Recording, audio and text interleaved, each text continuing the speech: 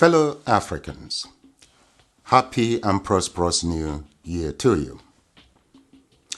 Have you ever wondered why governments of the developed world invest huge sums of dollars in media outlets to reach citizens of underdeveloped nations? Have you ever thought about that? For example, the British government spends 600 million euros annually on the BBC World Service, with a weekly audience of not less than 96 million people in Africa. That's a lot of number. You see, there is a battle for our mind out there. Hence the media investments by Western powers. A battle to condition the mind of Africans for strategic purposes. Steve Biko once said that the most powerful weapon in the hands of the oppressor is the mind of the oppressed. And I agree. In the words of George Orwell, the most effective way to destroy a people is to deny and destroy their own understanding of their history. Fellow Africans, as at this first day of the year 2021, the darkest thing about Africa is not a caricature image and misinformation out there. No. Or the state of the continent as we know it today, but the ignorance of Africans, of who and what Africa is. The minefields navigated so far, conspiracies survived, and the formidable obstacles ahead of us. That's the problem. So, fellow Africa, my question to you this hour, and in this new year, is this: how much do you know of your Africa? You see, for centuries, strategies have been deployed to manipulate and brainwash Africans, corrupt our understanding of ourselves, our reality, and the world, and implant in us a flawed notion of inferiority and little value adding in the world. Believe me or not, one of those strategies is the use of world map. Yes, world map, to create a visual illusion of a small, intellectually, politically, and economically insignificant Africa. But is that really true? Now, here are the facts. Africa has a total area space larger than all of Europe, China, and the United States of America combined. Yes, it is 3 times the area of China, 3 times the area of Europe, 3 times the area of United States of America. Meaning, you can transplant China, Europe, and United States, and several other countries on the Africa continent, and they will fit neatly. Africa is 30.5 million square kilometers and a youthful population of 1.3 billion inhabitants. China is 9.6 million square kilometers and 1.4 billion inhabitants. India has a total space of 3.3 million square kilometers and 1.4 billion inhabitants.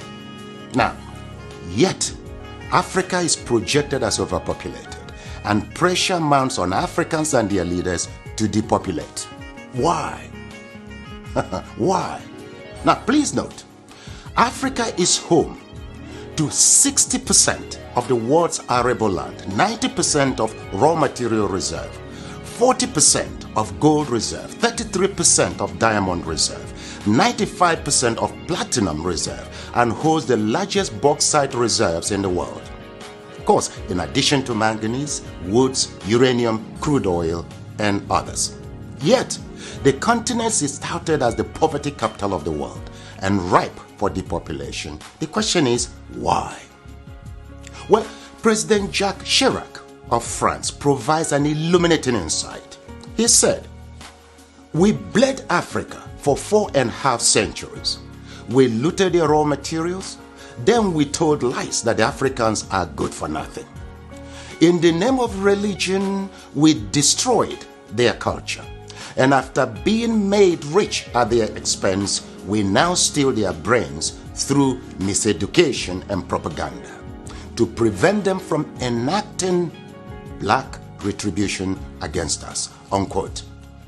Well, put simply, for over 4 centuries, Africa is not in control of its resources. Look, a 2016 study of Africa by the NGO called War on Want reveals that 101 companies, mostly British, control $305 billion worth of platinum, $276 billion worth of oil, and $216 billion worth of coal at 2016 market prices. Yes, they own mines or mineral licenses in 37 African countries and control vast swaths of Africa's land, 4 times the size of the United Kingdom. Now look, Africa subsidizes the rest of the world by $32 billion annually. A 2017 report by Global Justice Now and other groups estimates that $161.6 billion enter into Africa, while $202.9 billion leave Africa almost every year. For example, in 2017, Africa received a total of $19.7 billion in aid, but paid back $18 billion in debt repayments. Debt burden is killing Africa. African governments have borrowed between 25 and 75% of their GDP, but with little or nothing to show for it. Africans in the diasporas remit not less than $32 billion annually, but multinational companies siphon $32.4 billion in profits and illicit financial outflows. Look, an estimated $29 billion are stolen via illegal logging, fishing and poaching annually. How can any continent, country or people accumulate and sustain wealth, growth and prosperity with such statistics? That's a great question. Well, look, hopefully, now you know your Africa better.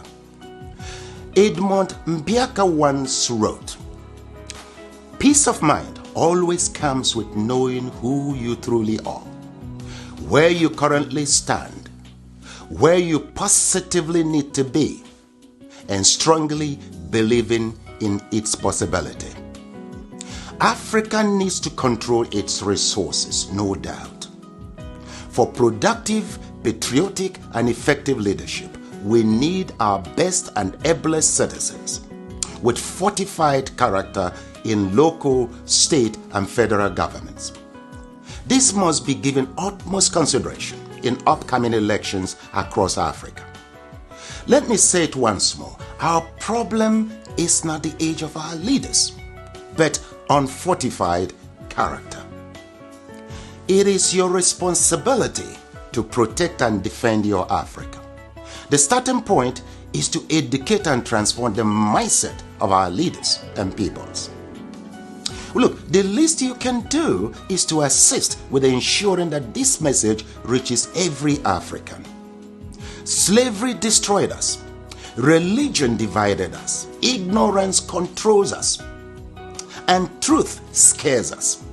With these retrogressive forces, Africa will remain a dark continent. So we must renew our minds. Please share this video in support of my efforts at reconstructing Africa through mindset transformation. You see, together, we will reconstruct Africa and take charge of our destiny. For who controls Africa controls the world. I thank you.